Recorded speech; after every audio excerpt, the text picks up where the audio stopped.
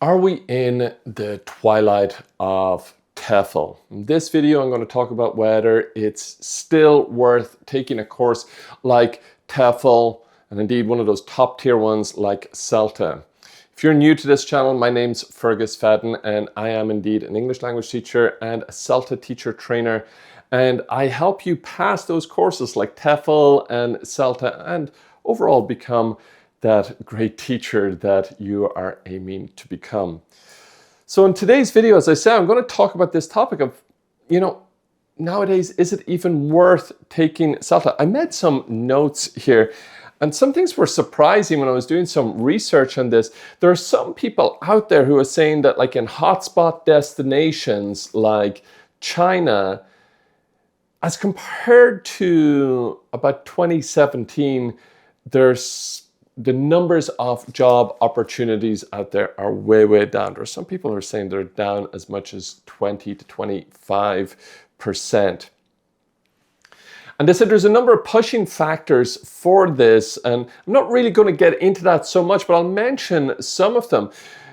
Some commentators on various TEFL forums and websites are saying that things like studying in the West and countries like the United States, Canada, where I am, the UK, Ireland, Australia, it's becoming less and less of an attractive option for students, for example, there, because the fees that these students are being asked to pay to go to university in Western countries are becoming quite high, almost prohibitively high.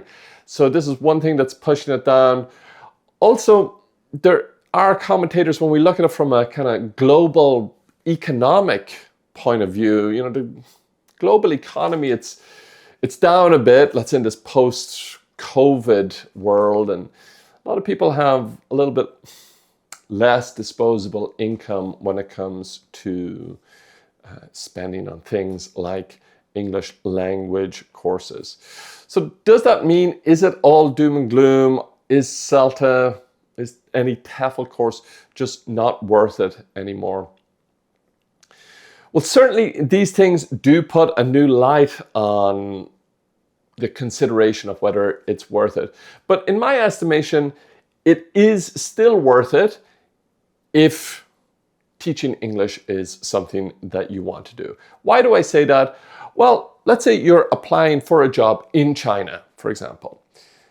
Well, how are you going to stand out when the demand for teachers is smaller, but the number of teachers is either remaining the same or potentially even growing? How are you going to stand out? Well, one way that you can stand out is to show that you have that certification, to show that if this school, who has less and less students, if they're going to invest in you as a teacher, that you are reliable, that you know what you're talking about when it comes to teaching, that you're going to deliver lessons to a high enough standard that their clients, the students, are going to be happy and not say, no, I didn't like that teacher, I'm going to take my business elsewhere.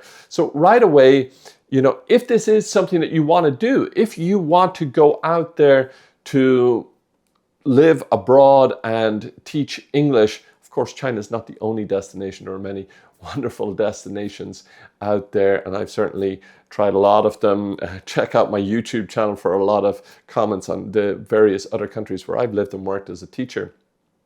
Then having that certification is really something that's going to make your CV stand out. You're not just, oh, I'm a native speaker of English, or I'm a non-native speaker of English, but I have a C1 or a C2 level of English, and therefore I'm a teacher. No, you need to have a certification to say that you are indeed a teacher worth hiring.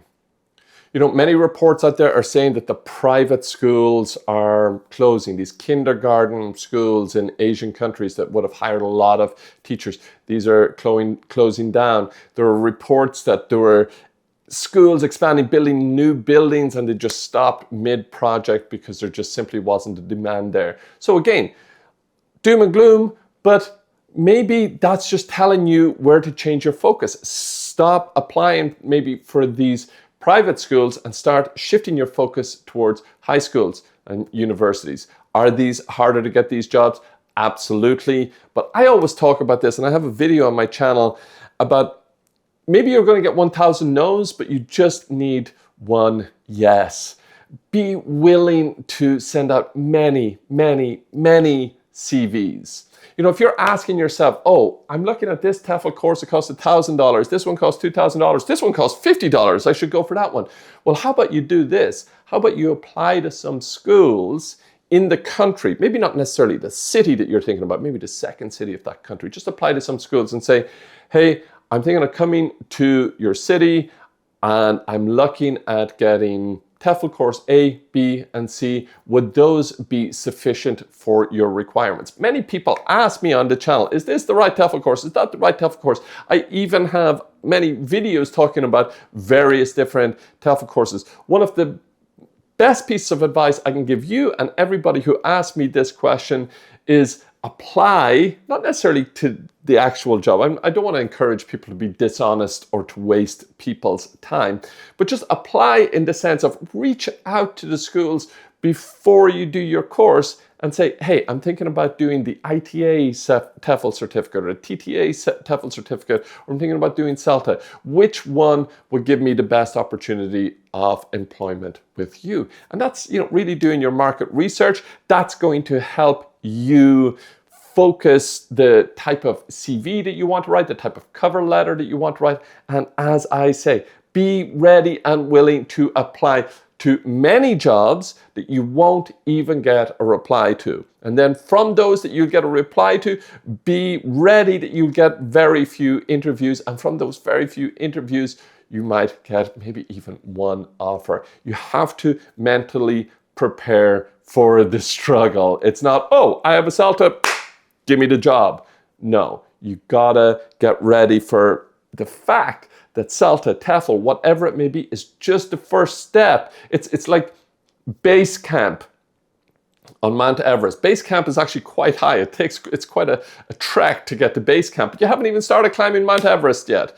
So be ready for sending out lots of CVs, but take that advice. Do your market research beforehand. Other things that can kind of go against you could be the time of the year. So let's say you're applying for a job in September or October. Well, the school year, especially when it comes to public schools and universities, it's already started. They've already hired the teachers that they need. So again, make your plan. This is not a weekend plan or a 1 week plan. You want to be thinking about this. Okay, I'm planning out maybe 6 months in advance to make sure that you give yourself the best opportunity. So start applying for jobs 2 months before that school year happens. So again, getting strategic with how you do your job applications, that can really help to put you in a good position when it comes to getting job offers. Another potential problem a lot of people see on the horizon is the rise of AI. Of course, I'm not telling you anything new about AI, but I want to offer maybe another perspective, another way of looking at this. We all hear on the news and in the internet and everywhere we read that AI is going to replace this job and that job, especially knowledge jobs, and teachers are going to be no longer necessary. You know, I personally have my own feelings, and I've been offered jobs to help grow AIs that will certainly push people out of their employment, and I didn't feel good about that, and I didn't take the job.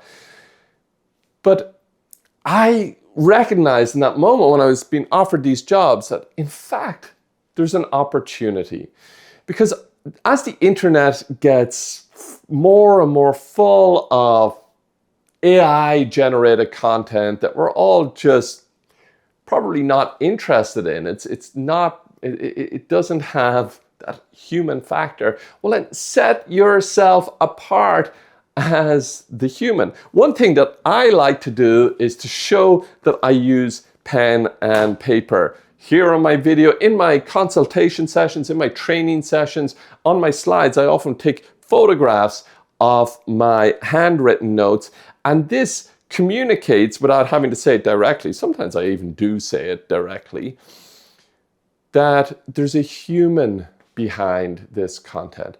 You know, I often think about it this way. For years and years, whenever we call the bank or the power company or whatever it may be, and we get this automated service, it just I don't know anybody who loves that experience. If I could just speak to a human being right away, I would have a much better day.